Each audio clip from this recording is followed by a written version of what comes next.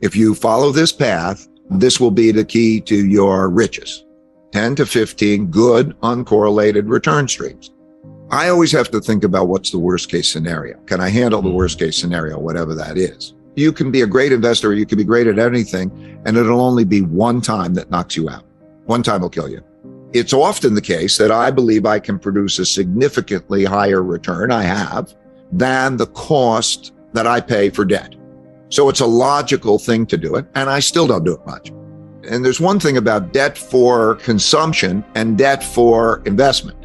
Debt for consumption is really bad because the asset goes away and you're left with this obligation. And, that's risky and it's stressful. You're living above your means. Don't do that. It's not a good idea. Whereas if you have debt for investment, you better be pretty sure that the returns on that investment will be higher than you have to give back in money in the form of both interest rates and the principal repayments.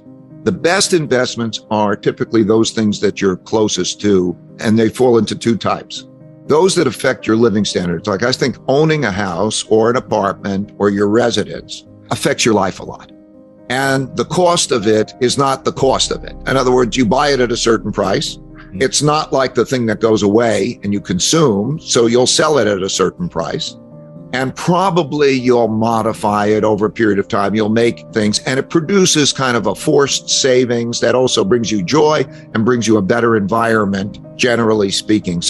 And then the other thing is things that you might know really, really well. Is it your own little business? But you could still take the cycle. So those are the two things that I think that are good for. I should say that one thing, when I did that, I discovered the three forces that I mentioned. I discovered a fourth and a fifth that are very important and big. One is that, interestingly, acts of nature in the form of droughts, floods, and pandemics have had a bigger impact than the things I've been talking about in terms of cost more lives or toppled more civilizations, those acts of nature. So I think that's something probably that we have to be concerned about. But number 5, over long periods of time, 10, 15, 20, 30 years, the most powerful force is man's ability to adapt and invent. Here's a Great Depression and here's a war.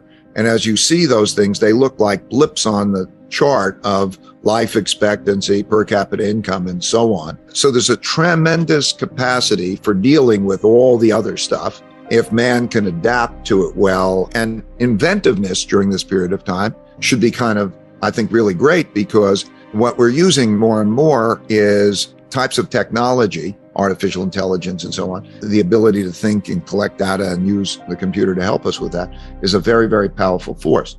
Now, like any forces, it's also a risky force because it can be used for bad as well as for good.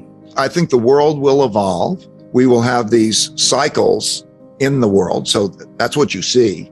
You see these cycles, and then you see evolution through those cycles and adaptation. And so I expect that. I think we're in an era of that money as we know it, which is a fiat money, is being devalued, and it's going to change. The dollar's role is going to change, and that alternatives are going to compete with that.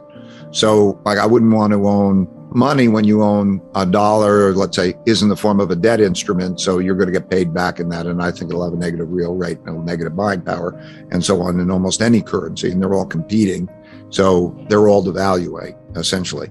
And so money is both a medium of exchange and a storehold of wealth that is portable and works in most countries. And now we'll find out what those things are. I mean, gold is an example of one of those, and crypto is an example of those.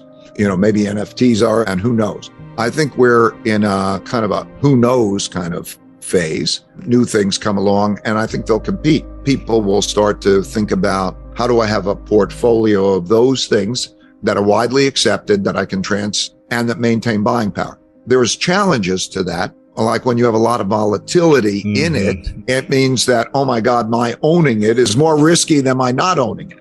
And so that drives money into sort of other things. But anyway, we're going to struggle with that. And you're going to see digital currencies in different countries and so on. And I honestly don't know. I don't think one thing wins out.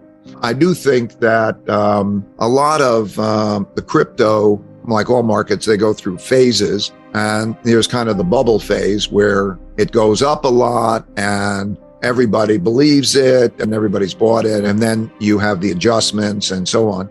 I think there's too much emphasis in it because the total value, of Bitcoin or even the cryptocurrency is comparable to the value of Microsoft. One has to think when one thinks of assets, I would rather think of the whole array of assets than to think about, is it going to be that crypto Bitcoin one? Yes. I think people could be too concentrated on that. And I think that could be dangerous. It's the game that I happen to fall in love with. If you learn to play the game well, it pays well. Well, I think that's true with a lot of people who are coming up with ideas and building businesses and so on. They got excited about it. It works well, and then it pays well. To me, it's a serious mistake thinking that success is measured in such things because money has no intrinsic value. Okay, what does money get you and what do you need? Now, what I want is freedom and the ability to be creative, and money helps me get that. It helps me help other people. It helps me have the impact.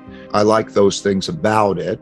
I think that success is having the life that you want to have, as long as you're earning more money than you spend. And that can be spending very little and having a wonderfully luxurious life. I watch a lot of people don't have much money of different ages, sometimes young, sometimes older. They travel around the world, they backpack, they go to different cultures and different places. They can live in a tent and the most beautiful nature is available to you. I think everybody should almost experience that to know that they can have a great deal of freedom without a great deal of money. And that status thing is a silly thing. Okay, that's like being hung up on living your life for approvals. And so don't get on the track and lose sight that, okay, what is it that you really want in your life? What is a successful life for you? It's not measured by how much money you have or how much status you have or almost that other stuff. It's measured in, like I would say, meaningful work and meaningful relationships. If you have something as your work that you're into and your craft and it's the thing you love and you have meaningful relationships, I think those are the most important things to make a rich life.